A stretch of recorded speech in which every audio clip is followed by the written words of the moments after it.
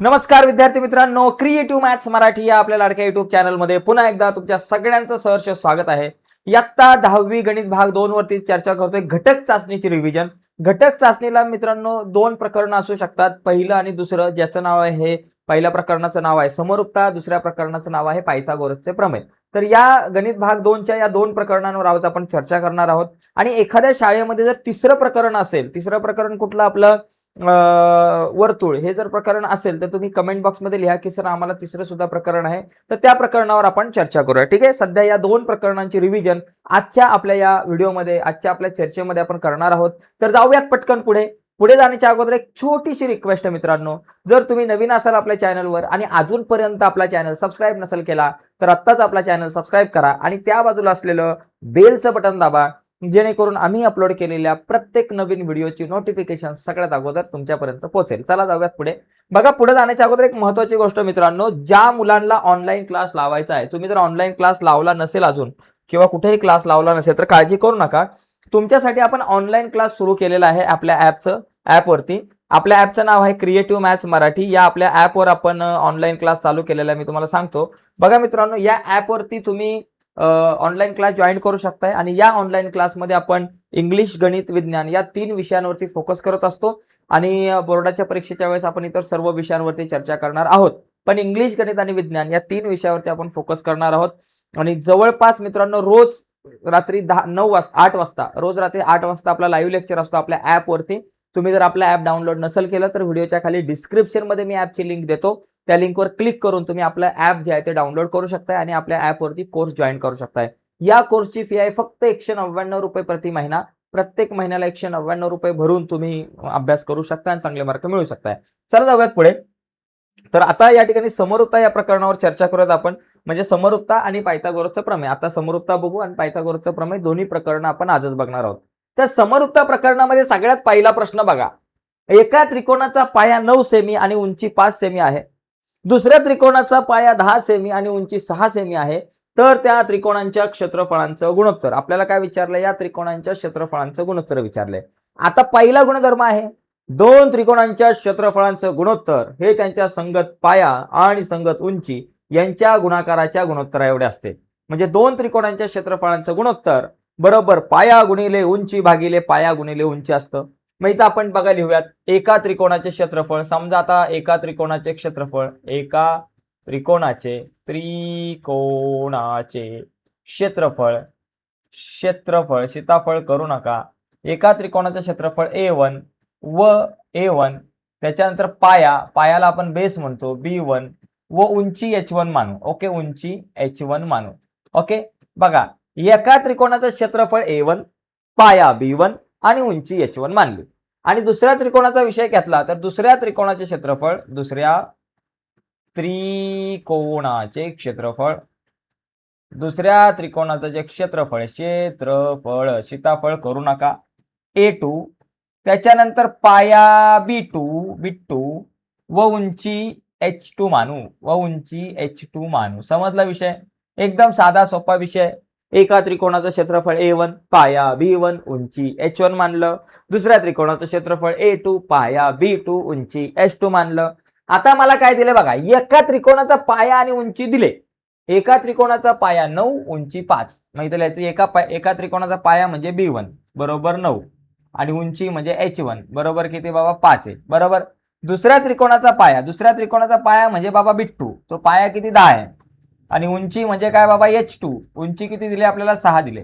तर या दोन त्रिकोणांच्या क्षेत्रफळांचं गुणोत्तर काढा. मित्रांनो, आपल्याकडे गुणधर्म असतो, दोन त्रिकोणांच्या क्षेत्रफळांचं गुणोत्तर हे त्यांच्या संगत पाया आणि उंची यांच्या गुणाकाराच्या गुणोत्तर एवढे असते. म्हणजे पाया गुणिले उंची भागिले पाया गुणिले उंची. मग इथे लिहायचं A1 छेद A2 बरोबर A1 चा पाया B1, A1 ची उंची H1, पाया गुणिले उंची B1 गुणिले H1, A2 चा पाया B2, A2 ची उंची H2. ओके, B1 गुणिले H1 भागिले B2 गुणिले H2.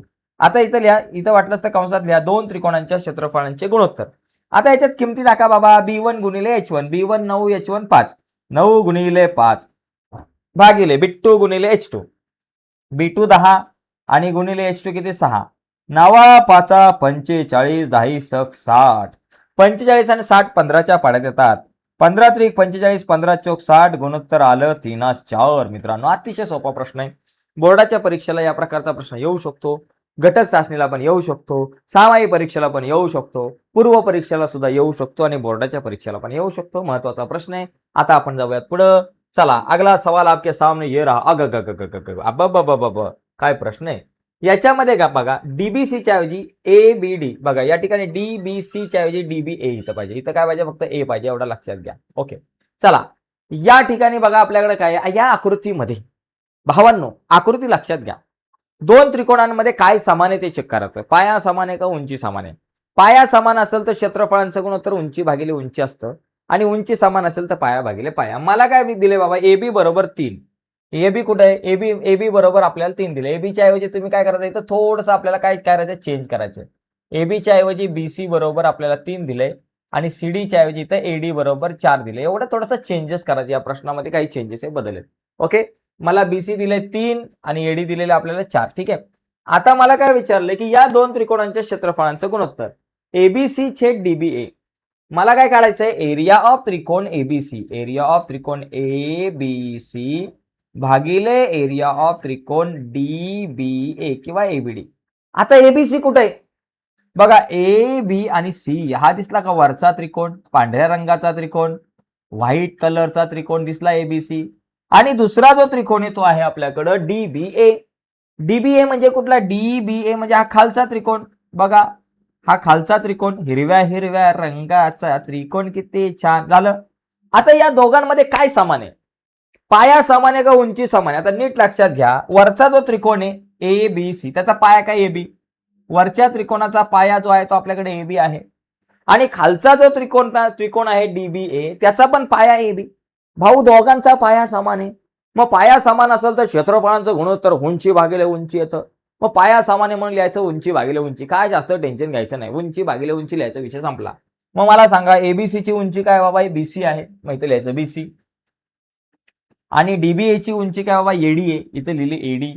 आणि इथं लिहिलं समान पायांचे त्रिकोण, समान पायांचे त्रिकोण, त्रिकोण समान पायांचे त्रिकोण. आता मला सांगा बीसी किती आहे, बीसी आहे 3, एडी आहे 4, संपला भावाविषय 3/4. एकदम सोपं आहे, साधी सोपी गणित आहेत आणि ह्या अशा प्रकारच्या आकृती आपल्याला बोर्डाच्या परीक्षेमध्ये सुद्धा दिसत असतात. चला जाऊयात पुढे. पुढचा प्रश्न आपण या ठिकाणी बघून घेऊयात. बघा पुढचा प्रश्न हे बघा, इथं बघा या आकृतीमध्ये आपल्याला काय दिलेलं आहे. इथे मला कुठला त्रिकोण दिलाय, एबीसी बरोबर डीबी, डीसीबी बरोबर 90. हा बी आणि सी 90 मापाचा आहे.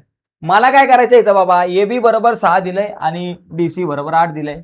तर आपल्याला गुणोत्तर काढायचं एरिया ऑफ त्रिकोण एबीसी भागिले एरिया ऑफ त्रिकोण डीबीसी, डीसीबी. आता बाबा एबीसी कुठे, पहिला वरचा त्रिकोण एबीसी बघा, हा एबीसी पांढऱ्या रंगाचा त्रिकोण दिसला का, दिसला का तुम्हाला, आ दिसला ग बाई दिसला. हा काटकोन त्रिकोण, हा कसला आहे, पांढऱ्या पांढऱ्या रंगाचा त्रिकोण, किती छान एबीसी.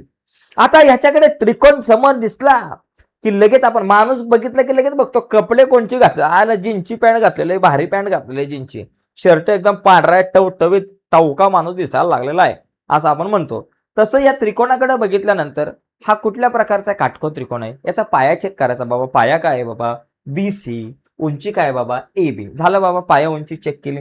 आता दुसरा जो त्रिकोण आहे डीबीसी, हा आहे डी बी आणि सी, हा लाल रंगाचा त्रिकोण, लाल रंगाचा त्रिकोण. हा हा हा हा वा वा वा, लाल रंगाचा त्रिकोण, लाल रंगाच्या त्रिकोणाचा पाया काय बीसी, उंची डीसी. मग या दोन त्रिकोणांचा विचार केला तर एबीसीचा पाया बीसी आणि डीबीसीचा पाया पण बीसी. दोघांचा पाया समान तर क्षेत्रफळांचं गुणोत्तर कसं, उंची भागिले उंची.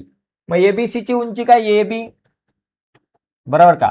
हा जो पांढऱ्या रंगाचा त्रिकोण एबीसी त्याची उंची एबी आणि डीबीसी जो त्रिकोण आहे लाल रंगाचा त्याची उंची डीसी भागिले डीसी. काय बाबा, समान पाया होते इथे, समान पायांचे त्रिकोण, समान पायांचे त्रिकोण. ज्या त्रिकोणांचा आहे समान पाया, ओके, समान पाया असेल तर क्षेत्रफळांचं गुणोत्तर उंची भागिले उंची आलं. एबी किती बाबा, एबी आहे 6, डीसी आहे 8, बेत्रिक 6, बेचोक 8, उत्तर आलं 3/4. विषय संपला भाऊ. पाया समान, क्षेत्रफळांची गुणोत्तर आपण लिहिलं उंची भागिले उंची. ओके, आता बघूयात पुढचा प्रश्न. अगला सवाल, याला स्क्रीनशॉट घ्यायचा असेल तर तुम्ही घेऊ शकता. चला पुढे. पुढचा प्रश्न बघा. आता इथं काय बाबा, इथं विषय वेगळा आहे, इथं पण विषय गंभीर आहे बाबा, इथं पण तेच विषय एबीसी आणि डीसीबी. बघा इथं मला काय करायचंय, एरिया ऑफ त्रिकोण एबीसी भागिले एरिया ऑफ त्रिकोण डीबीसी. एबीसी कुठं आहे, किधर आहे एबीसी, बघा हा एबीसी. पांढऱ्या रंगाचा त्रिकोण काढला, आ हा हा एबीसी, त्याची उंची आहे एई, बरोबर. एबीसीचा पाया बीसी आणि उंची आहे एई. दुसरा त्रिकोण काय बाबा, डीबीसी, डीबीसी, डीबीसी, हा हा हा डीबीसी या त्रिकोणाचा पाया पण बीसी. अरा इथं पण पाया समान आहे. या दोन्ही त्रिकोणांचा पाया बीसी हा समान आहे. मग क्षेत्रफळांचा गुणोत्तर उंची भागिले उंची. मग एबीसी ची उंची झाली एई बरोबर एई, आणि जो डीबीसी आहे डीबीसी यांची उंची डी पासून मोजली तो डीएफ होईल भागिले डीएफ. एई किती दिले बाबा 4, डीएफ दिले 6, बेदुने 4 बेत्रिक 6 कंसामध्ये लिहा. समान पायांचे त्रिकोण, काय टेन्शन नाही घ्यायचं. पाया जर दोन त्रिकोणांचा समान असेल तर त्यांचं क्षेत्रफळ सरळ उंची भागिले उंची घ्यायचं. काय मोठा एव्हरेस्ट जाऊन झेंडा लावायचं काम नाहीये, एकदम साधं सोपं आहे गणित. ओके चला पुढे पुढे बघा. आता इथे बघा, या आकृतीमध्ये जर का तुम्ही नीट बघितलं, इथे जर पाहिलं, इथे आपल्याकडे बरेचसे या ठिकाणी उदाहरणं आहेत, बरेचसे गुणोत्तर काढायचे. पहिलं गुणोत्तर काय बाबा, पीक्यूबी आणि पीबीसी. आता ह्या आकृतीमध्ये तुम्हाला इथं मला दोन त्रिकोणांचं गुणोत्तर काढायचं. पीक्यूबी बाबा, पीक्यूबी कुठे, हा पी आहे, हा क्यू आहे आणि बी आहे, हा पांढऱ्या रंगाचा त्रिकोण. मित्रांनो तुम्ही त्रिकोण बघितला रे, बघितला लगेच चेक करायचं पाया आणि उंची. हा जो पांढऱ्या रंगाचा तुम्हाला जो त्रिकोण दिसतोय, या त्रिकोणाचा पाया काय, बी क्यू आहे, बरोबर. उंची काय, पी क्यू. चला मी पाया आणि उंची दोघांची चेक केली. आता दुसरा जो त्रिकोण मला सांगितलाय पीबीसी, पी बी आणि सी. बघा पीबीसी हा लाल रंगाचा त्रिकोण, सगळ्यात मोठा हा लाल रंगाचा त्रिकोण तुम्हाला दिसतो ना, मोठा लाल. आता या लाल रंगाच्या त्रिकोणाचा पाया काय, बीसी, आणि उंची काय, पी क्यू. ओके, मग या दोन त्रिकोणांमध्ये काय समान आहे मित्रांनो, आता पाया का उंची बाबा. बघा पांढऱ्या रंगाचा जो त्रिकोण आहे छोटा, त्याची उंची पी क्यू, आणि मोठा जो लाल रंगाचा त्रिकोण आहे त्याची पण उंची पी क्यू. म्हणजे इथं पी क्यू ही उंची समान आहे. मग उंची समान असेल तर क्षेत्रफळांचं गुणोत्तर कसं आहे, तर पाया भागिले पाया, पायांच्या प्रमाणात. मग मला सांगा पी बी क्यू ची उंची काय झाली, पी क्यू भागिले पी बी सी, सॉरी या ठिकाणी जर उंची समान असेल तर क्षेत्रफळांचं गुणोत्तर पाया भागिले पाया, दोघांची उंची आहे पाया भागिले पाया. मला सांगा पी क्यू बी या छोट्या त्रिकोणाचा पाया काय झाला, बी क्यू. ओके, बी क्यू भागिले पीबीसी मोठ्या त्रिकोणाचा पाया काय झाला, बीसी. झालं. इतर याच्या समान उंचीचे त्रिकोण, समान उंचीचे त्रिकोण झाला, एकदम सोपा आहे. आता पुढे बघा, पुढचे कोण त्रिकोण आहे बाबा, एबीसी आणि एडीसी. एबीसी कुठे, अगं भय सगळ्यात मोठा त्रिकोण एबीसी दिसला. या एबीसी या मोठ्या त्रिकोणाचा पाया कोण आहे, बीसी दिसला, बीसी, आणि उंची काय बाबा, एडी. ओके, आणि दुसरा त्रिकोण एडीसी, उंची आहे एडी. दुसरा त्रिकोण एडीसी, एडीसी म्हणजे कुठला बघा, हा लाल रंगाचा त्रिकोण, ज्याला आपण कलर मारलाय तो दिसला, रंग दिलेला त्रिकोण, बरोबर. एक सगळ्यात मोठा त्रिकोण, आणि जो दुसरा त्रिकोण आहे तो दुसरा त्रिकोण म्हणजे रंग दिलेला त्रिकोण. ओके, तर आता या ठिकाणी बघा, या दोन त्रिकोणांचा जर तुम्ही विचार केला तर याच्यामध्ये एबीसी जो मोठा त्रिकोण आहे त्याचा पाया आहे बीसी. चेक करू बाबा दोघांचा पाया समान आहे का.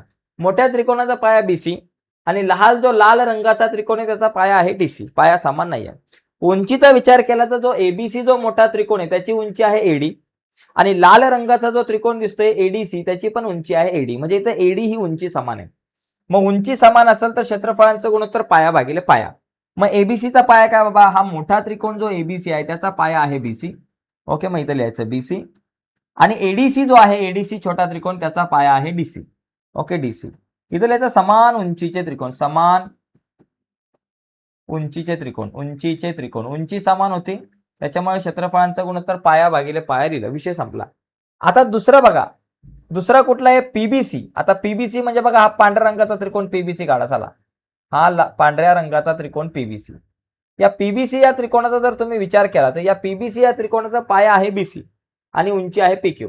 आणि दुसरा जो त्रिकोण आहे खाली एबीसी, एबीसी म्हणजे सगळ्यात मोठा त्रिकोण. बघा, अरे बाबा, एबीसी म्हणजे सगळ्यात मोठा त्रिकोण.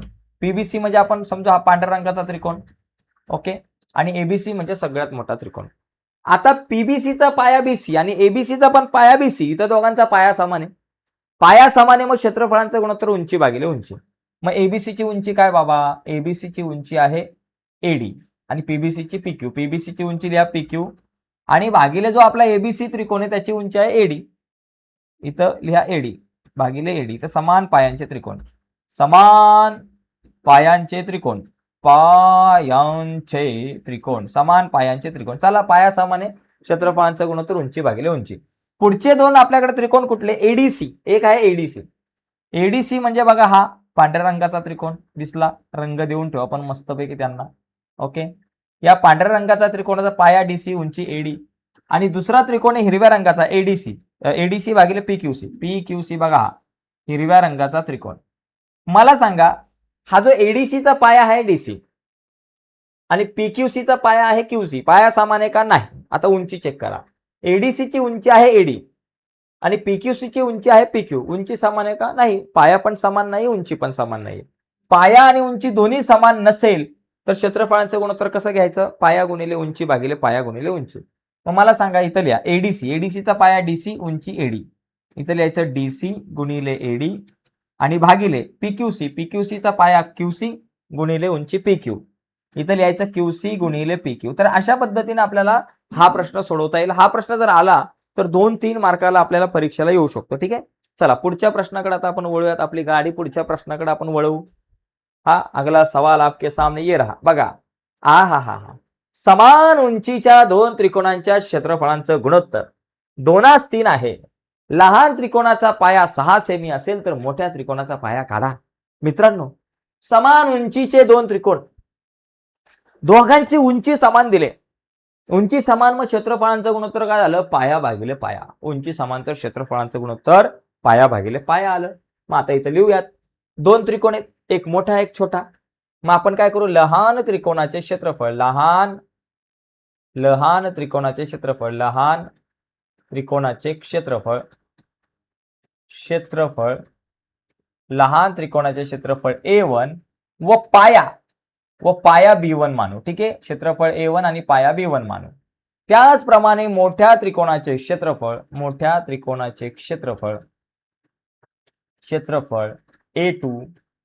A2 व पाया B2 मानू, पाया B2 मानू. झालं. आता बघा मला काय दिले? काय दिले बाबा? यांच्या क्षेत्रफळांचं गुणोत्तर दिले. क्षेत्रफळांचं गुणोत्तर म्हणजे A1 भागिले A2, हे गुणोत्तर किती दिले बाबा? नीट बघा, A1 भागिले A2 हे गुणोत्तर आपल्याला दिले 2/3, 2:3 म्हणजे 2/3. आणि आपल्याला काय दिलंय? लहान त्रिकोणाचा पाया 6 सेमी. भाऊ लहान त्रिकोण कोण आहे? B1. लहान त्रिकोण A1 त्याचा पाया B1, मग तो B1 बरोबर आपल्याला दिलाय 6 सेमी. आणि मला काय काढायला सांगितलंय? B2 बरोबर आपल्याला काढा, मोठ्या त्रिकोणाचा संगत पाया म्हणजे B2 काढा. आता या दिलेल्या त्रिकोणांमध्ये काय समान आहे? पाया का उंची? बाबा दिलेल्या त्रिकोणांमध्ये उंची समान आहे. मग इथं लिहायचं दिलेल्या त्रिकोणांची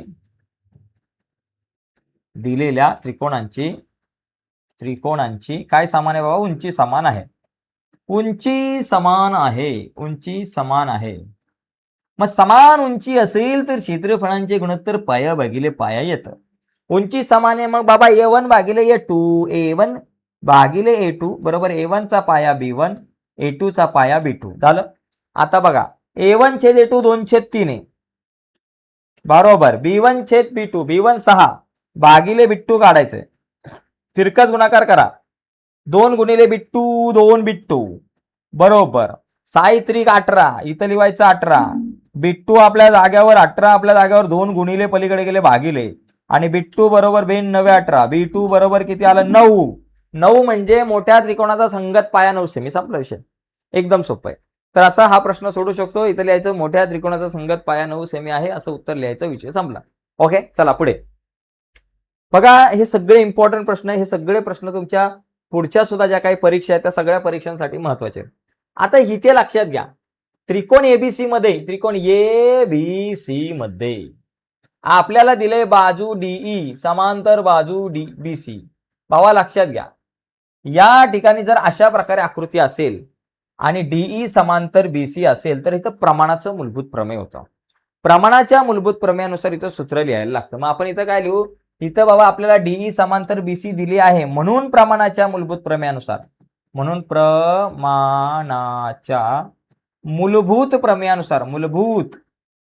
प्रमेयानुसार प्रमाणाच्या मूलभूत प्रमेयानुसार मित्रांनो कसं सूत्र तयार होईल? जर अशी आकृती आली, काही येईल, भावड्या आकडे बदलतील, नावं गावं पत्ता बदलल, पण आकृती तीच आहे. सूत्र कसं तयार करायचं? डोक्यावर ए बिंदू, इथं कोण येतो लक्षात घ्या, ए आहे. इथं ए असेल, बी असेल, पी असेल, क्यू असेल, आर असेल, एक्स असेल, वाय असेल, झेड असेल, काही असू द्या, कोणी असू द्या, तिथून सुरुवात करायची. आणि या बाजूला बघा दोन भाग पडलेले आहेत, दोन भाग, एडी आणि बीडी. मग एडी भागिले डीबी हे दोन भाग झालं, यांचं गुणोत्तर एडी छेद डीबीचं गुणोत्तर, आणि पलीकडं एई छेद ईसी हे गुणोत्तर, एई छेद ईसी हे दोन गुणोत्तर, दोन्ही गुणोत्तर सारखे आहेत. बरोबर. आता याच्यामध्ये टाकायच्या किमती बाबा, किमती टाकून द्या. एडी छेद डीबी, एडी किती दिले 6, डीबी दिले 9, 6/9. बरोबर. एई किती दिले बाबा? एई काढायचे आणि ईसी 7.5, एई काढायचे, ईसी 7.5. बघा 6 आणि 9 दोघांना 3ने भाग जाईल, 3 दुने 6, 3 त्रिक 9, आणि एसी एई भागिले 7.5. आता तिरकस गुणाकार करायचा बघा, 3 गुणिले एई 3 एई, आणि बरोबर 2 गुणिले 7.5, 2 गुणिले 7.5, 3 एई 7.5च्या डबल केले की 15 येतात, 7.5च्या दुप्पट 15. आणि मग आपल्याकडे एई बरोबर काय येईल बाबा? 15 आपल्या जाग्यावर, हा 3 गुणिले पलीकडे गेला भागिले 3 झाला, आणि एई बरोबर 3×5 15. एई बरोबर माझ्याकडे किती आलं बाबा? 5. 3×5 15 म्हणजे एई बरोबर 5. तर अशा पद्धतीने मित्रांनो आपण एई काढू शकतो. एकदम सोपं आहे, प्रमाणाचं मूलभूत प्रमेय आहे, तुम्हाला समजलं असेल. आता आपण पुढच्या मुद्द्याकडे जाऊ. अशी आकृती कशी येऊ शकते मित्रांनो, आपल्याला हे सोडवता आलं पाहिजे. चला नेक्स्ट, पुढचा प्रश्न बघा. हा, पुढचा बघा. आता ही आकृती बघा, ही आकृती म्हणजे काय झालं? ही आकृती म्हणजे 3 समांतर रेषांच्या आंतरछेदाचा गुणधर्म. जर अशा प्रकारे 3 समांतर रेषा असतील बाबा, बघा आकृतीमध्ये, आकृतीत की बाबा AB समांतर CD समांतर EF, AB समांतर CD समांतर EF, जर असं असेल, बघा AB CD आणि EF जर समांतर असेल, तर इथं या आकृतीमध्ये कुठलं सूत्र तयार होतं? 3 समांतर रेषा आहेत ना, मग 3 समांतर रेषांच्या आंतरछेदाचा गुणधर्म. मग इथं लिहायचं, म्हणून 3 समांतर रेषांच्या आंतरछेदाच्या गुणधर्मानुसार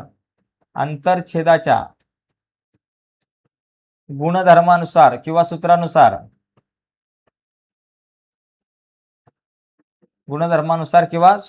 ओके,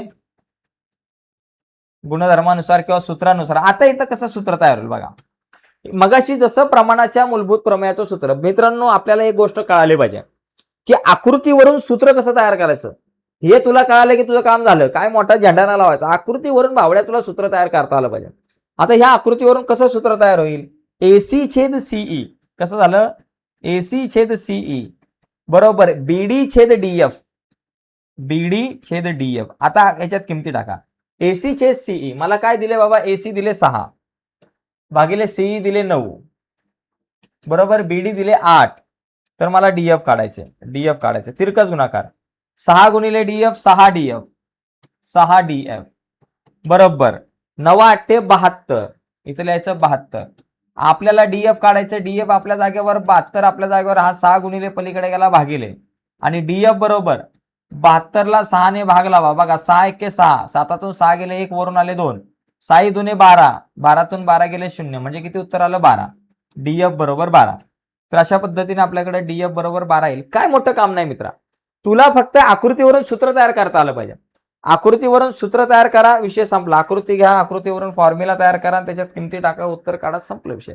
जास्त टेन्शन घ्यायचं नाही. चला पुढे, पुढचा प्रश्न नेक्स्ट. हा बघा, आता इथे, आता मगाशी बघा आपण काय बघितलं? प्रमाणाचं मूलभूत प्रमेय बघितलं, त्याच्यानंतर 3 समांतर रेषांच्या आंतरछेदाचा गुणधर्म, त्यावर आधारित गणित बघितलं. आता इथे बघा, इथे तुम्हाला दिलेत असे 2 डोळे. असे 2 डोळे दिसले तर लगेच गाणं नाही म्हणायचं, नाही तर म्हणाल गाणं, तेरे मस्त मस्त डोळे, असं काय म्हणू नका. असे 2 डोळे दिसले की समजायचं इथं कोण दुभाजक आहे, आणि कोण दुभाजक आला की कोण दुभाजकाच्या प्रमेयानुसार इथं आपल्याला सूत्र तयार होतं. बरं, मग अशी प्रमाणाच्या मूलभूत प्रमेयानुसार सूत्र कसं तयार होतं ते बघितलं. मग 3 समांतर रेषांच्या आंतरछेदाचा गुणधर्म. आता इथं काय होतं? कोण दुभाजकाचं प्रमेय. बघा कसं, पहिलं लिहायचं की बाबा त्रिकोण MNP मध्ये, या त्रिकोणामध्ये काय बाबा? NQ हा कोन एम एन पी चा, रेख एन क्यू हा कोन एम एन पी चा कोन दुभाजक आहे. कोन दुभाजक आहे, दुभाजक आहे. मग कोन दुभाजक असेल तर इथं कोन दुभाजकाचं प्रमेय होतं, म्हणून इथं म्हणायचं कोन दुभाजकाच्या प्रमेयानुसार. मग इथं लिहायचं म्हणून कोन दुभाजकाच्या, कोन दुभाजकाच्या प्रमेयानुसार, प्रमेयानुसार, कोन दुभाजकाच्या प्रमेयानुसार. बघा आता कोन दुभाजकाच्या प्रमेयानुसार इथं सूत्र कसं तयार होतं. आता बघा इथं सूत्र कसं तयार होतं ते समजून घेऊयात. यामध्ये बघा कोन दुभाजक हा आहे, यानी कुठल्या बाजूचे दोन भाग केलेत. ही जी एक बाजू आहे आपल्याकडे, त्या बाजूचं नाव आहे एमपी. ज्या बाजूचे दोन भाग केलेत कोन दुभाजक, आता इथं या त्रिकोणाच्या तीन बाजू आहेत, एमपी आहे, एम एन आहे आणि एनपी आहे. या तीन बाजू, या तीन बाजूपैकी एक बाजू अशी आहे की त्या बाजूचे दोन भाग झालेत. मग ते दोन भाग काय बाबा, एम एन आणि एम क्यू आणि क्यूपी लिहायचं. इथं लिहायचं एम क्यू भागिले क्यूपी. ओके, मला या तीन बाजूंच्या संदर्भातच मला गुणोत्तर काढायचंय. मग त्याच्यापैकी एका बाजूचे किती दोन भाग झाले ते लिहिले, एम क्यू भागिले क्यूपी, आणि बरोबर उरलेल्या दोन बाजू कुठल्या आहेत, एम एन भागिले एनपी करा. एम एन भागिले एनपी करा, त्याच्यात किमती टाका. एम क्यू छेद क्यूपी, एम क्यू आहे 2.5, क्यूपी आपल्याला या ठिकाणी काढायचं का बाबा, क्यूपी काढायचं आहे. बरोबर एम एन किती आहे 5 आणि एनपी आहे 7. आता तिरकस गुणाकार करा. क्यूपी गुणिले 5, 5 क्यूपी, आणि बरोबर 2.5 गुणिले 7. आपल्याला क्यूपी काढायचा आपल्या जाग्यावर, 2.5 गुणिले 7 आपल्या जाग्यावर, हा 5 गुणिले पलीकडे गेला भागिले 5, 5 एके 5, 5 5 25, 0.5 आला. काय आला बाबा, 0.5 आलं. ठीक आहे, आता क्यूपी बरोबर आपल्याकडे काय आहे, 0.5 गुणिले 7 किती आलं, 7 5 35.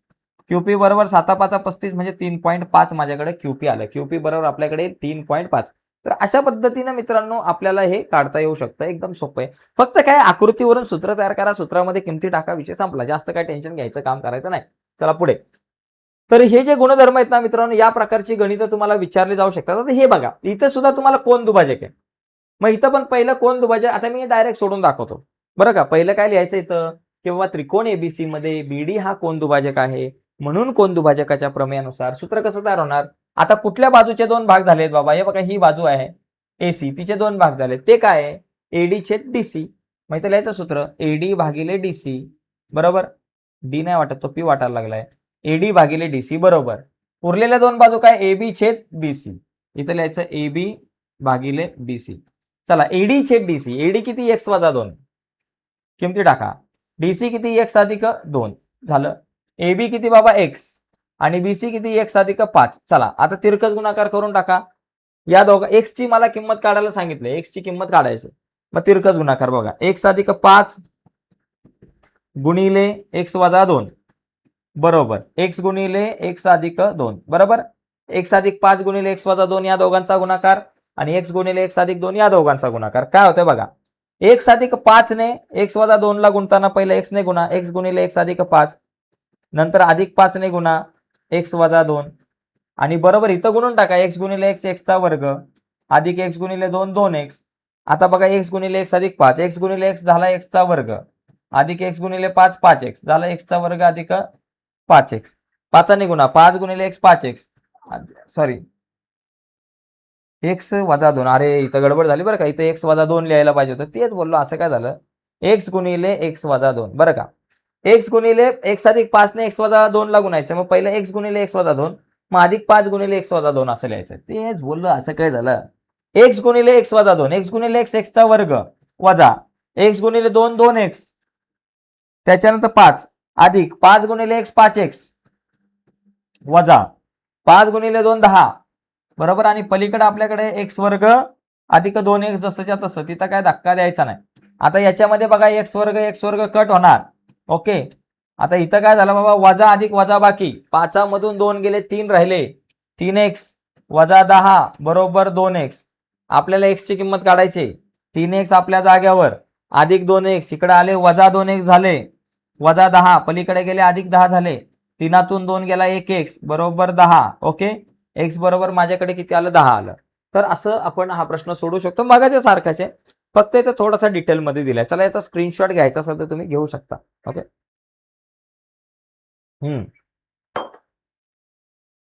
बघा पुढचा मुद्दा, पुढचा प्रश्न बघा. हा, आता हा जो प्रश्न आहे मित्रांनो बघा, हा प्रश्न जो आहे, या प्रश्नात जर का आपण बघितलं तर इथे काय करायचं आपल्याला, की आकृतीमध्ये रेख एसी व बीडी परस्परांना पी बिंदूत छेदतात. एपी छेद सीपी बरोबर बीपी छेद डीपी आहे, तर सिद्ध करा एबीपी समरूप सीडीपी. दोन त्रिकोण मला समरूप दाखवायचे. तर याच्यामध्ये पक्ष, साध्य आणि सिद्धता तीन गोष्टी आपल्याला लिहायच्यात. तुम्हाला सांगतो पक्ष म्हणजे काय. बघा मित्रांनो, ज्या गोष्टी आपल्याला ज्या गोष्टी तुम्हाला तर सिद्ध करायच्या अगोदर दिलेल्या असतात त्या पक्षामध्ये लिहायच्या.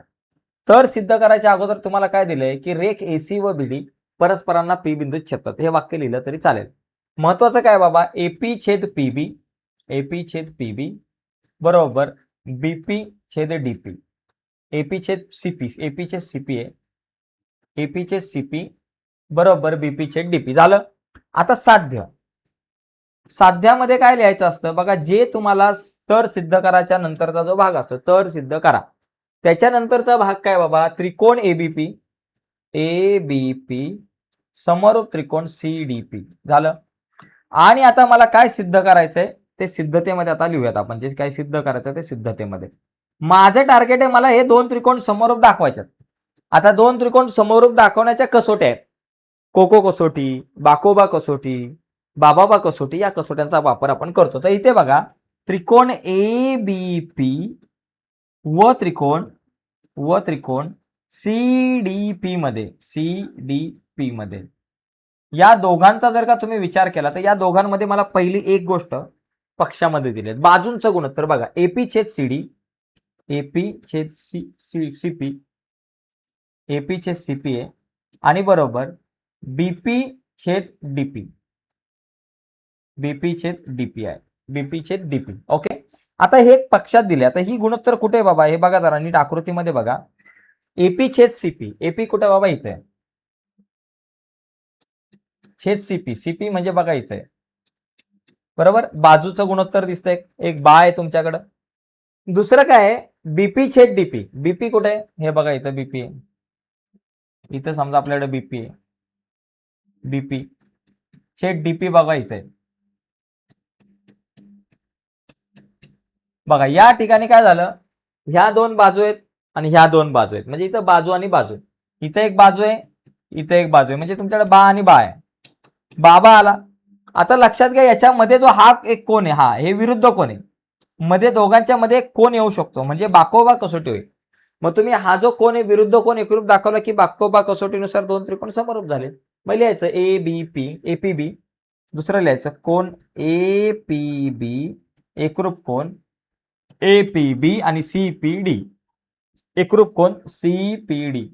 हे कक्षामध्ये बाबा विरुद्ध कोण, विरुद्ध कोण. ओके, विरुद्ध कोण या ठिकाणी आपण लिहिलं झालं. आता विरुद्ध कोण लिहिलं, मग आता एक काम करा, हे रफ करून टाका, तुमचं काम झालं.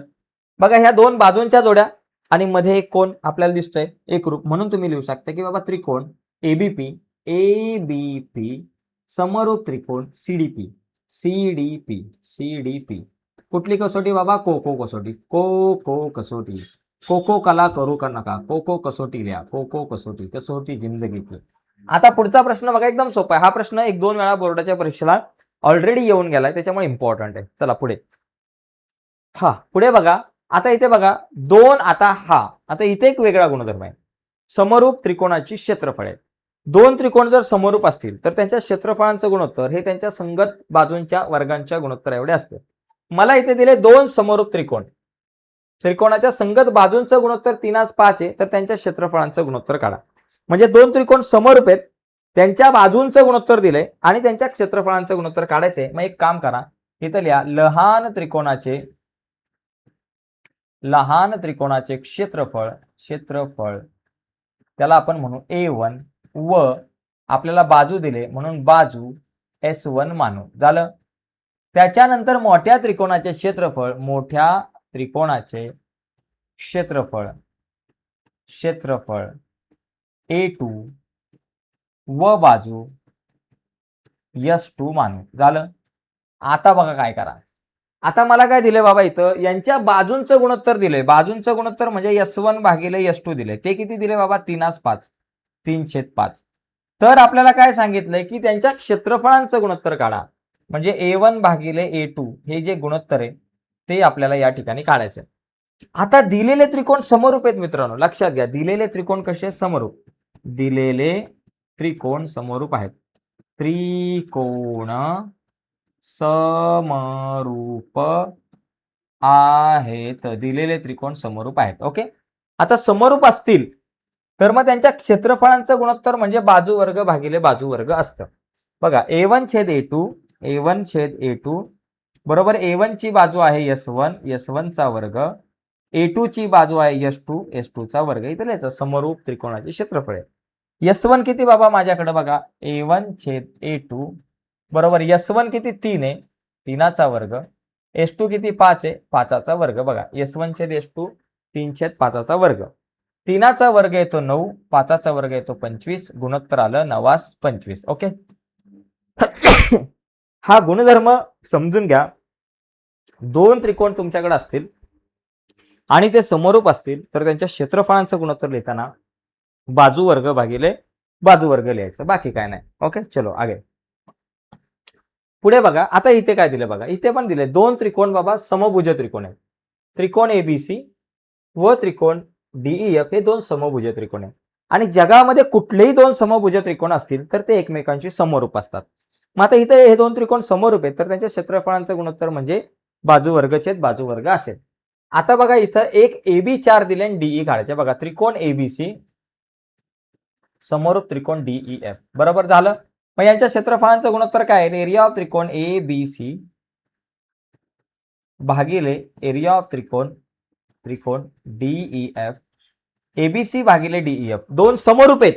मगाशीच म्हटलं समरूप असेल तर क्षेत्रफळांचं गुणोत्तर बाजूचा वर्ग भागिले बाजूचा वर्ग. आता ABC ची बाजू काय घ्या, ABC ची बाजू तुम्ही AB घ्या, AB चा वर्ग झालं. आणि DEF ची बाजू घ्या DE, DE चा वर्ग भागिले DE चा वर्ग झाला. आता ABC छेद DEF हे गुणोत्तर दिलं 1/2 म्हणजे 1/2. ABC छेद DEF बरोबर 1/2. आणि AB चा वर्ग, AB दिले 4, 4चा वर्ग आणि DE चा वर्ग. आपल्याला DE ची किंमत काढायची बरोबर. आता इथं दोन्ही बाजूंची वर्गमूळ, एकाचं वर्गमूळ 1, 2चं वर्गमूळ वर्गमुळात 2, 4च्या वर्गाचं वर्गमूळ 4 आणि DE च्या वर्गाचं वर्गमूळ आलं DE झालं. आता करा तिरकस गुणाकार, DE गुणिले 1, 1 DE झालं बरोबर. 4 गुणिले वर्गमुळात 2, 4 वर्गमुळात 2 झाला. DE बरोबर 4 वर्गमुळात 2. ओके, मार्च 2019 ला हा प्रश्न विचारला होता. तर या ठिकाणी बघा, आता पुढे बघा, आता इथे आपल्याकडे हा थोडासा वेगळ्या पद्धतीचा प्रश्न आहे. या एका प्रश्नामध्ये आपल्याला दोन प्रश्न विचारलेत. पहिला पॉइंट काय येतं, हे दोन त्रिकोण मला समरूप दाखवायचे, CPA आणि CQB आणि AP7 BQ8 BC12 तर AC काढा. त्याच्या आधी मी दोन त्रिकोण समरूप दाखवेल आणि समरूप त्रिकोणाच्या संगत बाजू प्रमाणात लिहिल्या की माझं उत्तर आलं. 3 मार्काला प्रश्न आहे. मला कुठले दोन त्रिकोण समरूप दाखवायचे, CPA. बघा CPA, CP आणि A बघा हा हिरव्या रंगाचा त्रिकोण. या त्रिकोणामध्ये तुम्ही मला सांगा की बाबा या त्रिकोणामध्ये आपल्याकडे काय बघा, CPA मध्ये P हा 90 मापाचा कोन बरोबर. P हा 90 मापाचा कोन आहे. दुसरा त्रिकोण आपण काय करू, पांढऱ्या रंगाचा काढूया, त्याचं नाव लाल रंगाचा काढू, चला लाल. त्याचं नाव CQB. C इथे CQB बघा हा लाल रंगाचा त्रिकोण समजता CQB. या लाल रंगाच्या त्रिकोणामध्ये हा Q जो कोन आहे तो 90 मापाचा आहे बरोबर. म्हणजे आता या दोन त्रिकोणांना समरूप दाखवायचं असेल तर मी कोको कसोटीचा वापर करायचा प्रयत्न करतो. बघा इथं काय करायचं, त्रिकोण CPA व त्रिकोण CQB मध्ये यांच्यामध्ये कुठले दोन कोण एकरूप आहे. पहिला पॉइंट काय बाबा की कोण CPA मध्ये P कोण 90 मापाचा आहे CPA आणि CQB मध्ये Q मापाचा, Q 90 मापाचा आहे. एकरूप कोण CQB, हे दोन्ही सुद्धा 90 मापाचे आहेत बरोबर. आता हे एक कोणांची जोडी दिले, दुसरी शोधावी लागेल. आता ह्या दोन त्रिकोणांमध्ये कुठला कोण आहे जो सामायिक आहे. बघा हा जो C जो कोण आहे, C नावाचा जो कोण आहे तो CPA मध्ये सुद्धा येतो C आणि CQB मध्ये सुद्धा येतो C. म्हणून कोण C, एकरूप कोण C, याला आपण म्हणू सामायिक कोण. सामायिक कोण, सामायिक कोण, कधी कधी एखादा विरुद्ध कोण सुद्धा असू शकतो पण हा सामायिक कोण आहे. आता दोन कोणांच्या जोड्या एकरूप म्हणजे दोन त्रिकोण समरूप झाले. म्हणून लिहायचं की बाबा त्रिकोण CPA समरूप त्रिकोण CQB कुठली कसोटी, दोन कोणांच्या जोड्या एकरूप आहे म्हणून कोको कसोटी. ओके, कोको कसोटी. कोको कसोटीनुसार हे दोन त्रिकोण समरूप झाले. ओके, आता समरूप असतील तर संगत बाजू प्रमाणात असतात. मग तुम्ही लिहू शकता सीपी छेद सीक्यू. सीपी आणि सीक्यू ची इथं गरज नाही, त्याच्यामुळे ती लिहू नका. पीए छेद क्यूबी. पीए म्हणजेच काय बाबा, एपी छेद क्यूबी म्हणजे बीक्यू. झालं, एपी छेद बीक्यू. आणि त्याच्यानंतर आपल्याकडे जो सीए छेद सीबी. सीए म्हणजेच एसी छेद सीबी म्हणजेच बीसी. इथं लिहायचं समरूप त्रिकोणाच्या संगत बाजू. समरूप त्रिकोणाच्या संगत बाजू प्रमाणात असतात. आता एपी छेद बीक्यू. AP 7 BQ 8. इथं लिहायचं 7 छेद 8. एसी छेद बीसी. एसी काढायचे बीसी 12. एसी काढायचे बीसी 12. एसी गुणिले 8 8 एसी. 12 7 84. आपल्याला एसी काढायचे. एसीला म्हणायचं तू इथंच थांब. 84 आपल्या जागेवर 8 गुणिले इथं आले भागिले. ओके, बघा एसी बरोबर 84 भागिले 8. आता 84 ला 8 ने भाग लावून टाका. काय येतं बघा, 8 ने भाग लावायचा 84 ला. 8 एके 8. 8तून 8 गेले 0, वरून आले 4. 8 0 0. 4तून 0 गेले 4. 1 0 1 पॉईंट आणि 8 45 म्हणजे 10.5. एसी बरोबर 10.5. काहीच मोठं काम नाहीये की या ठिकाणी तुम्हाला हे दोन त्रिकोण समरूप दाखवायचे, ते दाखवले. त्याच्यानंतर संगत बाजू प्रमाणात आणायच्या. त्या संगत बाजू प्रमाणात आणल्या की काम झालं. तुमचं टार्गेट कसं असलं पाहिजे, पहिली गोष्ट मला दोन त्रिकोण समरूप दाखवायचे, हे टार्गेट आहे. मग समरूप दाखवण्यासाठी आपण कसोट्यांचा वापर करतो. मग कसोट्यांचा वापर करण्यासाठी अगोदर जे एकरूप घटक आहेत ते लिहिले. दोन कोणांच्या जोड्या एकरूप होत्या त्या शोधून लिहिल्या. मग आपल्या लक्षात आलं जर दोन कोणांच्या जोड्या एकरूप असेल तर कोको कसोटीनुसार हे दोन त्रिकोण समरूप होतील. आणि समरूप झाले की नंतर मग त्यांच्या संगत बाजू प्रमाणात लिहिल्या आणि आपलं उत्तर आलं. चलो आगे. आता या ठिकाणी हा एक प्रश्न मित्रांनो आपण बघू. एक मिनिट फक्त. हा एक प्रश्न बघू आणि मग आपण पायथागोरसचे प्रमेय या प्रकरणावरती आपण चर्चा करू. ओके, आता याच्यामध्ये बघा, याच्यात जर आपण बघितलं की आकृतीमध्ये त्रिकोण एबीसी मध्ये बीसी वर डी हा बिंदू असा आहे की कोण बीएसी एकरूप कोण एडीसी, तर सिद्ध करा. तर असं सिद्धता वगैरे असेल तर मी तुम्हाला म्हटलं अगोदर पक्ष लिहा. समजा मित्रांनो मी तुम्हाला सांगतो, जर तुम्हाला काहीच येत नसेल या गणितातलं, काहीच नसेल येत, तर पक्ष साध्य लिहा आणि सिद्धतेमध्ये काय लिहायचं त्याची तुम्हाला आयडिया सांगतोय. पक्ष लिहा, साध्य लिहा आणि सिद्धतेमध्ये एक आयडिया. लय भारी विषय सिद्धता, एकदम भारी असते याच्यात. तुम्हाला सांगतो काहीच नसेल तर काय करायचं बघा. पहिली पायरी काय करायची, पक्ष लिहायचं. पक्ष कुठून लिहायचं, तर सिद्ध करायच्या अगोदरचा भाग पक्ष. काय बाबा, हे दोन कोण एकरूप दिलेत. कोण बीएसी एकरूप कोण एडीसी दिले बाबा. सिद्ध काय करायचंय ते साध्यात. तर सिद्ध करायचा पुढचा भाग सी ए चा वर्ग बरोबर सी बी गुणिले सी डी. झालं. आता सिद्धतेमध्ये काय करायचं, पहिलं पक्षातलं उदाहरण लिहून टाका. कोण बीएसी एकरूप कोण एडीसी, पक्षातलं विधान लिहून टाका. इथं लिहा वाटलंच तर पक्ष. झालं बाबा, एक पक्षातलं विधान लिहून टाकायचं, टेन्शन नाही. झालं. एवढं जरी लिहिलं तरी अर्धा एक मार्क तुमच्या खात्यात जमा होईल. आता मला सिद्धता करण्यासाठी हे अशा प्रकारे मला सिद्ध काय करायचं, सीए चा वर्ग बरोबर सीबी गुणिले सीडी. काय करायचंय, सीए चा वर्ग बरोबर सीबी गुणिले सीडी हे सिद्ध करायचंय. आता याच्या अगोदरची पायरी काय असू शकते, सीए गुणिले सीए असेल बरोबर सीबी गुणिले सीडी असेल बरोबर ना. सीबी गुणिले सीडी आणि सीए चा वर्ग म्हणजे सीए गुणिले सीए. याच्या अगोदरची पायरी काय असेल, सीए भागिले सीबी असेल आणि सीडी भागिले सीए असं काहीतरी असेल. इथं दोन बाजूंचं गुणोत्तर वगैरे दिसलंय. मग अशा बाजूंचं गुणोत्तर सारखं केव्हा असतं, ज्यावेळेस दोन त्रिकोण समरूप असतात तेव्हा. मग आपण इथं काय करायचं, दोन त्रिकोण समरूप दाखवायच्या, त्यांच्या संगत बाजू प्रमाणात दाखवायच्या, काम झालं. आता कुठले दोन त्रिकोण समरूप दाखवायचे, तर बघा हे जे दोन कोण दिलेत ना त्यांच्याच नावांचे त्रिकोण समरूप दाखवा. त्रिकोण बीएसी व त्रिकोण एडीसी मध्ये, या दोन त्रिकोणांमध्ये. आता बीएसी म्हणजे कुठला, सगळ्यात मोठा हा त्रिकोण. बीएसी म्हणजे हा सगळ्यात मोठा त्रिकोण दिसला, मोठा त्रिकोण. आणि दुसरा जो त्रिकोण आपल्याकडे काय आहे, एडीसी. एडीसी म्हणजे बघा हा छोटा त्रिकोण. या दोन त्रिकोणांमध्ये काय बाबा, पहिली गोष्ट या दोन त्रिकोणांचा जर विचार केला तर पहिला मुद्दा बघा या ठिकाणी आपण लिहू शकतो. इथं दोन आकडे द्या की या दोन त्रिकोणांमध्ये बीएसी मधला कोण बीएसी आणि एडीसी मधला कोण एडीसी, हे दोन कोण एकरूप आहेत. ओके, म्हणजे हा जो कलर दिलेल्या त्रिकोणातला हा डी कोण आणि दुसऱ्यातला हा ए कोण, हे दोन कोण एकरूप आहेत बरोबर. कोण बीएसी एकरूप कोण एडीसी, एक वरून लिहा किंवा पक्ष लिहा. झालं बाबा. त्याच्यानंतर तिसरा मुद्दा लिहू शकतो. आता एक कोणांची जोडी दिली, एक कोणांची जोडी शोधावी लागेल. ती कुठली बाबा, बघा हा जो सी कोण आहे तो दोघांमध्ये कॉमन आहे. बीएसी मध्ये सुद्धा सी येतो आणि ABADC मध्ये सुद्धा सी येतो, मग तुम्ही लिहा कोण सी, एकरूप पण सी, त्याला म्हणायचं काय बाबा सामायिक कोण, सामायिक कोण, सामायिक कोण झालं. आता इथे दोन कोणांच्या जोड्या एकरूप म्हणजे दोन त्रिकोण समरूप झाले, म्हणून लिहू शकता तुम्ही त्रिकोण BAC समरूप त्रिकोण ADC. याला काय म्हणायचं, कुठली कसोटी झाली बाबा, ही जी कसोटी ती आपली झाली कोको कसोटी, कोको कसोटी, कोको कसोटी. आता समरूप त्रिकोणाच्या संगत बाजू प्रमाणात असतात, म्हणून आपण काय करू BA छेद AD. आता BA आणि AD ची इथं गरज नाहीये, मग इथं आपण लिहू AC म्हणजे CA भागिले DC म्हणजे CD बरोबर. बघा BC म्हणजे CB आणि AC म्हणजे CA झालं. इथं लिहायचं समरूप त्रिकोणाच्या संगत बाजू प्रमाणात असतात. आता तिरकस गुणाकार करा, CA गुणिले CA चा वर्ग बरोबर CD गुणिले CB हे सिद्ध झालं. CB गुणिले CD लिहा किंवा CD गुणिले CB लिहा.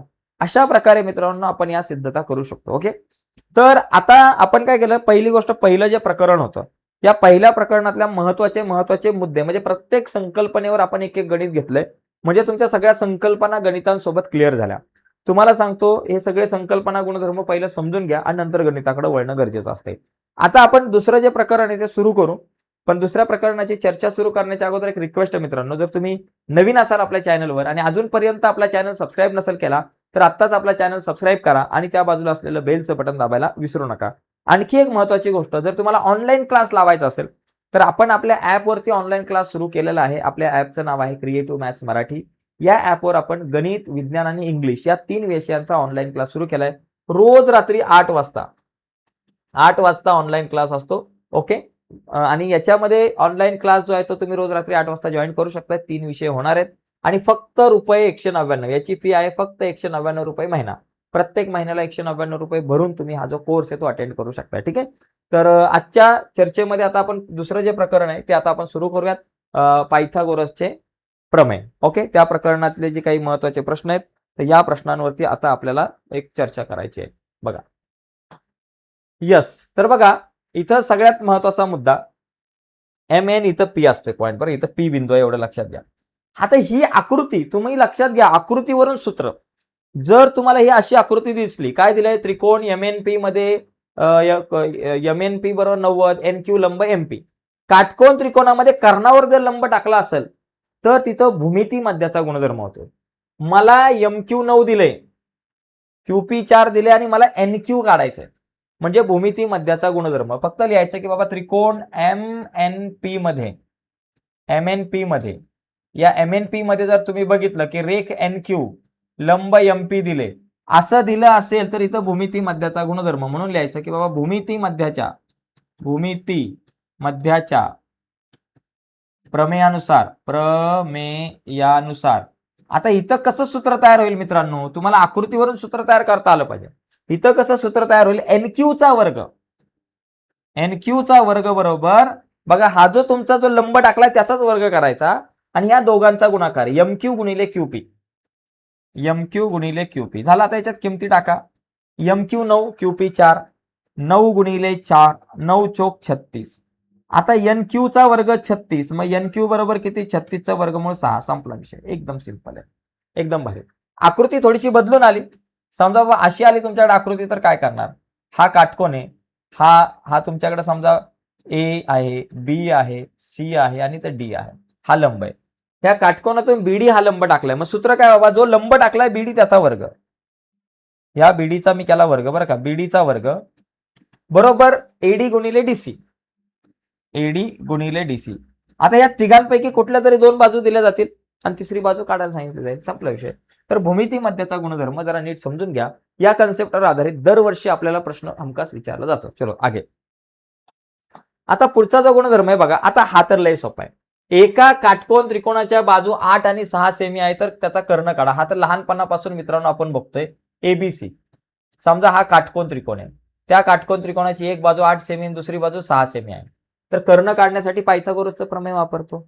इथं लिहायचं त्रिकोण ABC हा काटकोन त्रिकोण आहे, म्हणून पायथागोरसच्या प्रमेयानुसार 5वी पासून आले काय बाबा सूत्र, कर्णाचा वर्ग म्हणजे AC चा वर्ग बरोबर उरलेल्या 2 बाजूंच्या वर्गांची बेरीज, AB वर्ग अधिक BC वर्ग. बरोबर AB चा वर्ग अधिक BC चा वर्ग. झाला, विषय संपला. आता याच्यात किमती टाका. AB चा वर्ग, AB किती 8 आहे, 8चा वर्ग. BC किती 6 आहे, 6चा वर्ग. AB 8 आहे, BC 6 आहे.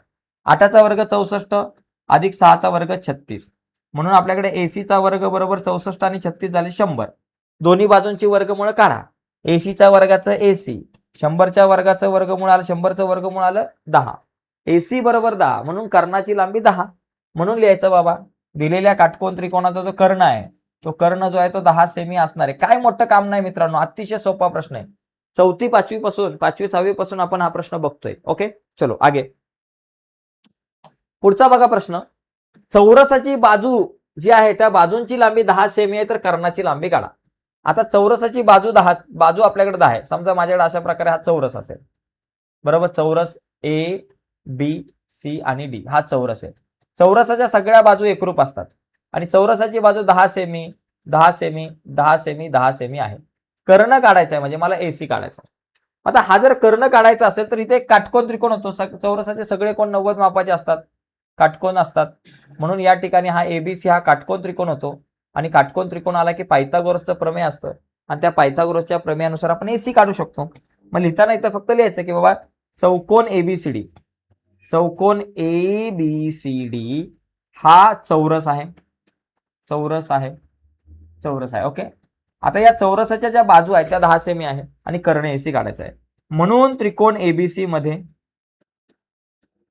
त्रिकोण ABC हा जो आहे ना, म्हणून त्रिकोण ABC हा काय झाला, काटकोन त्रिकोण झाला. काटकोन त्रिकोण आहे, काटकोन त्रिकोण आहे. म्हणून त्रिकोण ABC हा काटकोन त्रिकोण आहे.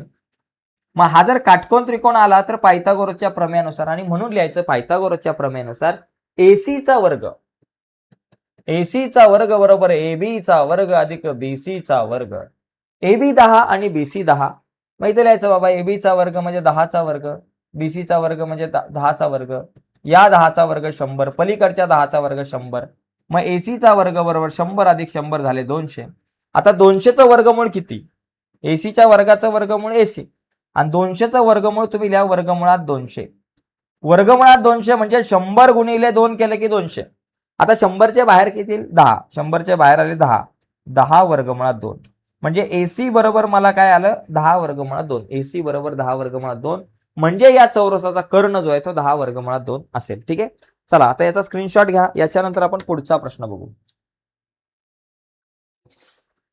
तर बघा पुढचा जो प्रश्न आहे आपल्याकडे तो काय आहे की एका चौरसाचा कर्ण दिलाय 12 वर्गमुळात 2. आता मी कर्ण दिलाय आणि त्याची बाजू काढा. आता प्रोसेस सेम आहे. मी तुम्हाला एक दुसरी पद्धत सांगतो, म्हणजे एक दुसरी पद्धत सांगतो. जर मला चौरसाची बाजू काढायची असेल तर दुसरी पद्धत. बाबा बाजू बरोबर काय, 1/2 1 वर्गमुळात 2 गुणिले कर्ण. चौरसाची बाजू काढायचं सूत्र आहे 1 वर्गमुळात 2 गुणिले कर्ण.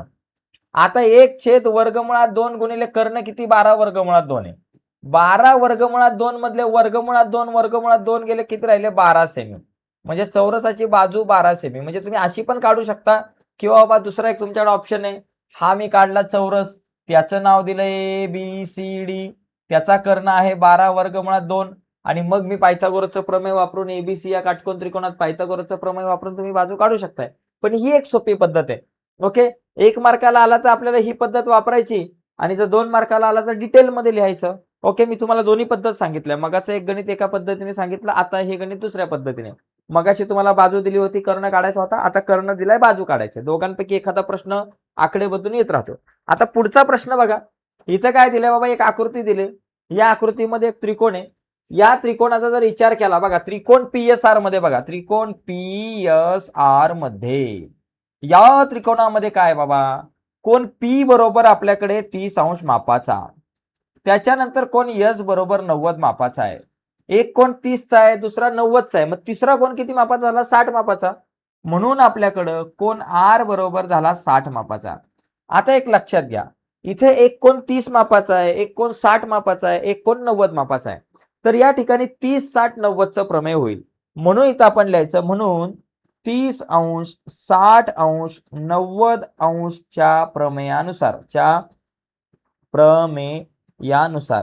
तर आता या प्रमेयानुसार काय सूत्र होईल 30 60 90च्या प्रमेयानुसार, तर ते आपल्याला या ठिकाणी ते सूत्र लिहून मग आपल्याला उत्तर काढायचं. आता नेमकं काय विषय बघा, 30 60 90च्या प्रमेयानुसार सूत्र कसं तयार होतं, 30 कोणासमोरची बाजू असते 1/2 गुणिले कर्ण आणि त्याच्यानंतर 60 कोणासमोरची बाजू असते वर्गमुळात 3/2 गुणिले कर्ण. मग आता इथं जर आपण बघितलं आपल्याला आरपी हा कर्णच दिला नाही, तो कर्णच काढायचा आहे. मला सांगितलं पहिला बाबा तुम्ही आरपी कर्ण काढा. मग आता कर्ण कसा काढायचा? मग कर्ण काढण्याच्या अगोदर दिले काय? एस आर दिले. एस आर किती कोणासमोरची बाजू आहे? 30 कोणासमोरची बाजू आहे. मग 30 कोणासमोरची बाजू दिले, त्या 30 कोणासमोरच्या बाजूचं सूत्र वापरून कर्ण काढा. बघा 30 कोणासमोरची बाजू आहे एस आर. एस आर बरोबर काय बाबा 1/2 गुणिले काय असतं बाबा कर्ण असतं आरपी बरोबर. 30 कोणासमोरची बाजू म्हणजे 1/2 गुणिले कर्ण. आता एस आर किती दिलाय बाबा? 6 दिलाय. 6 बरोबर 1/2 गुणिले कर्ण काय बाबा आरपी. 2 भागिले इकडे गेला गुणिले 6 गुणिले 2 बरोबर आरपी. मग आरपी बरोबर किती आलं बाबा? 6 दुने 12. आरपी बरोबर 6 दुने 12. आरपी झालं 12. आता आरपी 12 झाल्यानंतर आता मला काय काढायचं बाबा? आरपी निघाला आता एसपी काढू. एसपी किती कोणासमोरची बाजू आहे? हा आपला 60 अंश मापाचा कोण आहे, तर 60 कोणासमोरची बाजू एसपी. मग 60 कोणासमोरची बाजू जी एसपी आहे ती कर्णाच्या किती पट असते बाबा? वर्गमुळात 3/2 गुणिले कर्ण. इथं कर्ण कोण आहे? कर्ण इथं आपल्याकडे आरपी. मग इथं लिहायचं कर्णाच्या जागेवर आरपी. आता बघा वर्गमुळात 3/2 गुणिले आरपी किती आहे बाबा? 12 आहे. मग इथं लिहायचं 12 बेके बे बेसक 12 6 वर्गमुळात 3. माझं उत्तर आलं 6 वर्गमुळात 3 जय महाराष्ट्र. तर अशा प्रकारे मित्रांनो प्रश्न सोडवायचा एकदम सोपा आहे, जास्त काय अवघड विषय नाहीये. चला स्क्रीनशॉट घ्या. आता आपण जाऊयात पुढे. बघा पुढचा प्रश्न या प्रकरणातला. तर जास्तीत जास्त प्रश्न आज आपण पाहण्याचा प्रयत्न करतोय, पूर्ण रिव्हिजन. बघा काटकोन त्रिकोण पीक्यूआर मध्ये बाबा विषय थोडासा अवघड आहे. एक काटकोन त्रिकोण अशा प्रकारे बघा, अशा प्रकारे काटकोन त्रिकोण आहे पी क्यू आर मध्ये. याच्यामध्ये आपल्याला पी आर दिले, तर पी म्हणा, इथं क्यू म्हणा, इथं आर म्हणा. पी आर दिले 12 आणि त्याच्यानंतर पी क्यू दिले आपल्याकडे 6. तर आपल्याला कोण पी चं माप काढायचं. आता जो कोण पी आहे त्याचं माप किती असणार आहे? आता इथं जर आपण नीट बघितलं आपल्याकडे पी आर आहे 12 आणि पी क्यू आहे 6. आता पी आर आणि पी क्यू चा जर विचार केला बघा या ठिकाणी बघा पी आर बरोबर मला दिले किती बाबा 12 आणि पी क्यू बरोबर आपल्याला दिलेलं आहे 6. आता जर मी हे गुणोत्तर काढायचा विचार केला पी क्यू भागिले पी आर, पी क्यू भागिले पी आर बरोबर आपल्याकडे किती आलं? पी क्यू किती 12 आहे भागिले पी आर किती 6 बरोबर ना. P Q 12 P R 6. आता इथं काय होईल बाबा या ठिकाणी बघा पी क्यू बरोबर जर आपण बघितलं किंवा असं करा चला, हा असं असं करू शकता किंवा तुम्ही पी आर, हा पी आर 12 दिले, पी आर पी क्यू भागिले 12, पी क्यू भागिले पी आर जरा चुकलं मगाशी. पी क्यू मला किती दिले 6, पी क्यूच्या जागेवर 6 आणि पी आर दिले 12 असा विषय. ओके. आता पी क्यू छेद पी आर, पी क्यू छेद पी आर बघितलं 6 1 6 6 दुने 12. आता पी आर भागिले तिकडे गेला गुणिले पी क्यू बरोबर 1/2 गुणिले पी आर. मग आता पी क्यू बरोबर 1/2 गुणिले पी आर. हा पी क्यू जो आहे तो पी आर च्या अर्धा आहे. मग असं केव्हा असतं? 30 60 90 च्या प्रमेयानुसार पी क्यू जो आहे म्हणजे 30 कोणासमोरची बाजू कर्णाच्या निम्मी असते. आता पी क्यू ही पी आर च्या निम्मी आहे, याचा अर्थ पी आर कर्ण असेल आणि पी क्यू कर्ण 30 कोणासमोरची बाजू असणार आहे. म्हणून आपण म्हणू शकतो की म्हणून 30 अंश 60 अंश 90 अंशच्या प्रमेयानुसार किंवा त्याच्या व्यत्यासानुसार वगैरे लिहू शकता. प्रमेयानुसार, या प्रमेयानुसार असं होतं की बाबा कोण आरचं जे माप आहे ते किती असू शकतं? 30 अंश असू शकतं. कोण आरचं माप 30 अंश असू शकतं, कोण क्यूचं माप 90 अंश असू शकतं आणि राहिला कोण पी जो आहे त्याचं माप उरलेलं किती बाबा? 60 अंश असू शकतं. आपल्याला पी विचारलं तर पी चं माप 60 अंश असू शकतं. अशा प्रकारे आपल्याला हा क्वेश्चन सोडवावा लागेल. थोडासा वेगळा होता, एका वर्षी बोर्डाच्या परीक्षेत हा प्रश्न येऊन गेलाय. चला पुढचा प्रश्न बघा 45 45 90 चं प्रमेय. आता इथे बघा दोन कोणांची माप 45. एखाद्या त्रिकोणाचे कोण जर का 45 45 90 चं असेल तर तिथं 45 45 90 च्या प्रमेयानुसार सूत्र काय तयार होतं बाबा? तुम्हाला ए बी काढायचे असेल किंवा बी सी काढायचे असेल, या दोन्ही बाजू काय असतात? कर्णाच्या 1/2 पट असतात. 1/2 गुणिले कर्ण. ओके. इथं कर्ण बाबा कोण आहे? कर्ण आपल्याकडे एसी. इथं लिहायचं 45 45 90 चं प्रमेय. 45 अंश 45 अंश 90 अंशचे प्रमेय, 90 अंशचे प्रमेय. ओके. या 90 अंशच्या प्रमेयानुसार याच्यानुसार काय बाबा सूत्र तयार झालं? चे प्रमेय. ओके. या प्रमेयानुसार आपण सूत्र लिहिलेलं आहे ए बी बरोबर बी सी बरोबर 1/2 गुणिले एसी. आता 1/2 गुणिले एसी किती? 9 वर्गमुळात 2. वर्गमुळात 2 2 गेले आपल्याकडे आलं 9 चा आपला विषय. एकदम सोपे. किंवा कधी कधी ह्या बाजू दिल्या जातील आणि बाजूवरून कर्ण काढा असा सुद्धा प्रश्न विचारला जाईल, तर तो काढता आला पाहिजे. चला नेक्स्ट पुढचा बघा. आता हा प्रश्न लय महत्वाचा आहे. हा प्रश्न 3 मार्काला येऊ शकतो. काय दिलंय? त्रिकोण एबीसी मध्ये एएम ही मध्यगा आहे. ज्या वेळेस मध्यगा येते मित्रांनो, मध्यगा आली की अपोलोनियसचा सिद्धांत वापरायचा. बघा कसं, त्रिकोण एबीसी मध्ये, त्रिकोण एबीसी मध्ये याच्यामध्ये मला काय दिलंय बाबा, एएम ही मध्यगा आहे. एएम ही मध्यगा आहे, मध्यगा आहे. मग ही जर का मध्यगा असेल, एएम ही मध्यगा असेल, तर इथं अपोलोनियसचं सूत्र तयार होतं. काय बाबा? अपोलोनियसच्या सूत्रानुसार. म्हणून अपोलोनियसच्या सूत्रानुसार, म्हणून अपोलोनियसच्या प्रमेयानुसार, अपोलोनियसच्या प्रमेयानुसार, प्रमेयानुसार. आता या प्रमेयानुसार काय सूत्र तयार होईल बाबा? अपोलोनियसच्या प्रमेयानुसार सूत्र तयार करता आलं पाहिजे. कसं? बघा इथं काय झालंय, एबी मला इथं आहे ना एपी काढायच्या ऐवजी इथं एएम काढा असेल. या इथं एएम शब्द घ्या बरं, एपीच्या ऐवजी इथं एएम घ्या. ओके, इथं एएम घ्या, एपीच्या ऐवजी आपण एएम घेऊ. ठीक आहे. आता तर मला एएम काढायचं असं घेऊया. ओके, आता या ठिकाणी बघा या प्रमेयानुसार सूत्र काय तयार होतं, ए पासून सुरुवात करायची. एकदा ह्या एबीचा वर्ग आणि एकदा एसीचा वर्ग लिहायचा. एकदा काय लिहायचा? एबीचा वर्ग लिहायचा आणि अधिक एसीचा वर्ग. बरोबर, एबीचा वर्ग अधिक एसीचा वर्ग. काय मोठं काम नाहीये, तुम्हाला आकृतीवरून सूत्र तयार करता आलं पाहिजे. कसं? एबी वर्ग अधिक एसी वर्ग. ओके, दुसऱ्या टायमाला 2 लिहायचंय. 2 गुणिले ही जी काही तुमची मध्यगा आहे तिचा वर्ग, 2 एएमचा वर्ग, 2 एएमचा वर्ग अधिक परत 2 एम नंतर इथं एमसीचा वर्ग लिहा, 2 एमसीचा वर्ग लिहा किंवा 2 एमबीचा वर्ग लिहिला तरी चालेल. तर अशा पद्धतीनं मला हे सूत्र तयार करता आलं पाहिजे. सूत्र तयार केल्यानंतर याच्यामध्ये किमती टाकण्यासाठी बघा लक्षात घ्या, मला काय दिलंय, एबी वर्ग अधिक एसी वर्ग. एबी वर्ग अधिक एसी वर्गाची किंमत 260 दिली. मग इथं लिहा 260. 2 गुणिले एएम ची किंमत काढायचे अधिक 2 गुणिले एमसी ची किंमत किती असेल? बघा संपूर्ण बीसी ची किंमत मला दिली 18. बीसी बरोबर जर का 18 असेल तर एमसी बरोबर किती? 1/2 बीसी. हा एम मध्यबिंदू आहे. मग बीसीचे जर 2 समान भाग केले, 18चे 2 समान भाग केले तर 9 होतात. 1/2 गुणिले बीसी म्हणजे 1/2 गुणिले 18 म्हणजे माझ्याकडे 9 आलं. एमसी बरोबर 9. मग इथे लिहायचं 2 गुणिले 9चा वर्ग. आता बाहुड्या याच्यामध्ये किमती टाकून द्या. किमती टाकल्या जाता कॅल्क्युलेशन करा. 260 आपल्या जाग्यावर जशी तसे, त्याला काय धक्का देऊ नका. बरोबर, 2 एएमचा वर्ग आपल्या जाग्यावर अधिक 2 गुणिले इथं 9चा वर्ग झाला 81. लिहून टाका 81.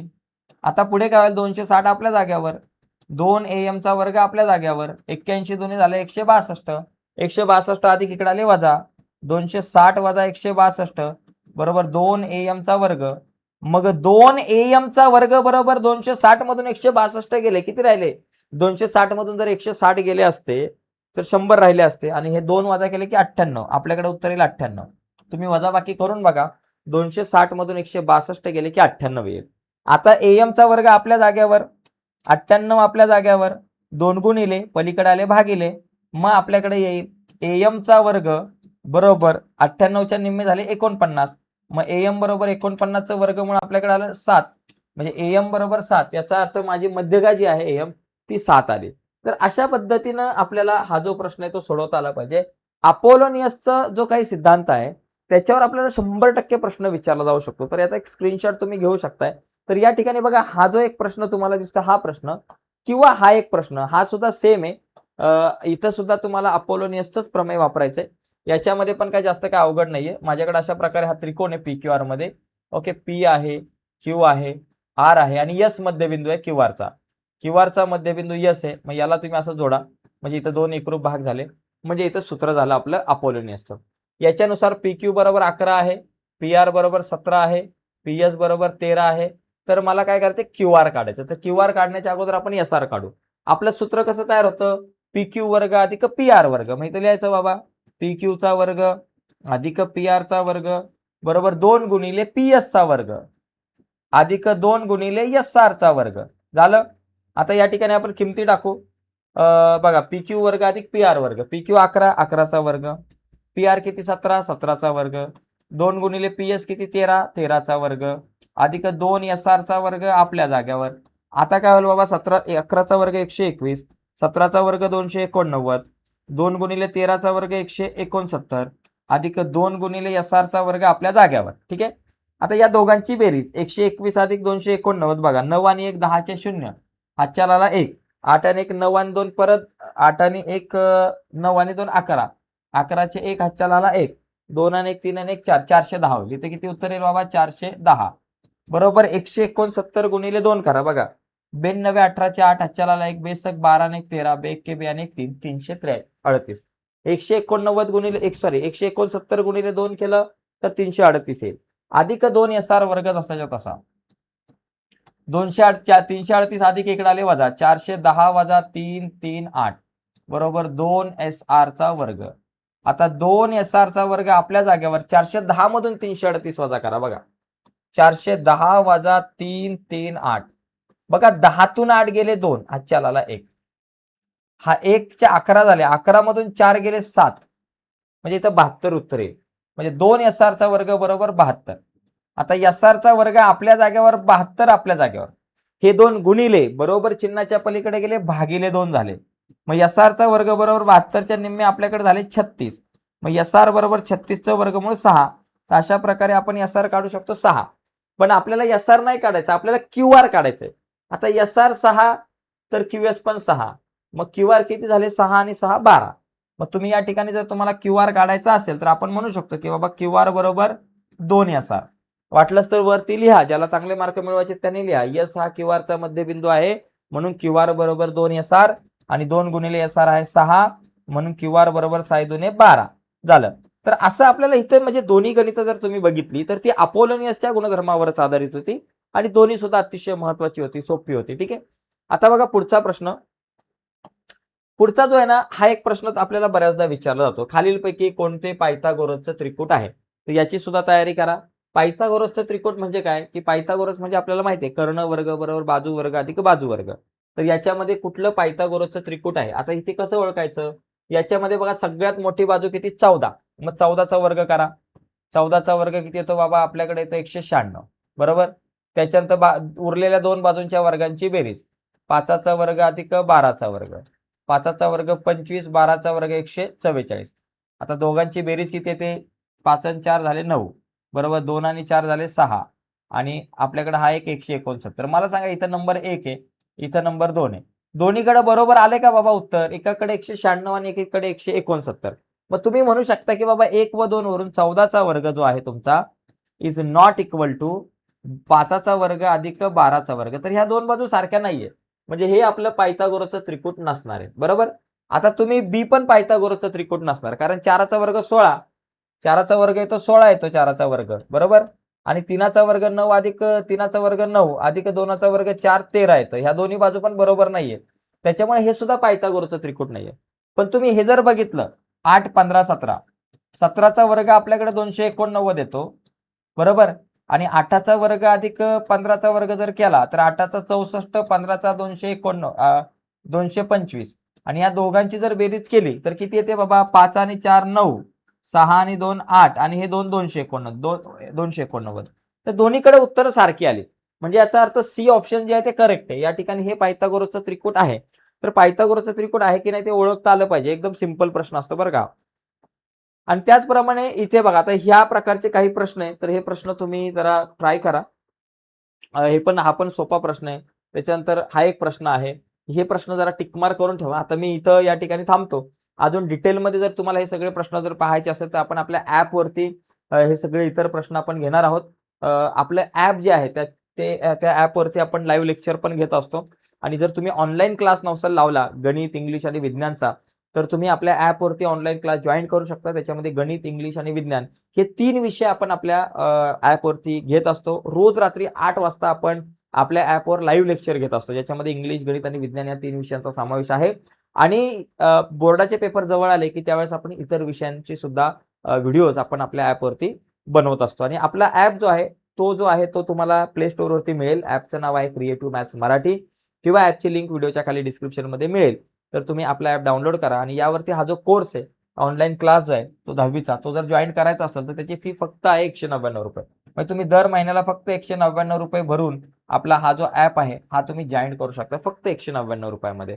तर अजूनपर्यंत तुम्ही ॲप जर डाउनलोड नसेल केला तर तो ॲप डाउनलोड करा आणि आपला हा कोर्स परचेस करा. आजच्या चर्चेत इथेच थांबूयात. व्हिडिओ आवडले असेल तर व्हिडिओला लाईक करा, नवीन असाल आपल्या चॅनलवर, अजूनपर्यंत चॅनल सबस्क्राईब नसेल केला तर आत्ताच आपला चॅनल सबस्क्राईब करून त्या बाजूला असलेलं बेलचं बटन दाबायला विसरू नका. धन्यवाद.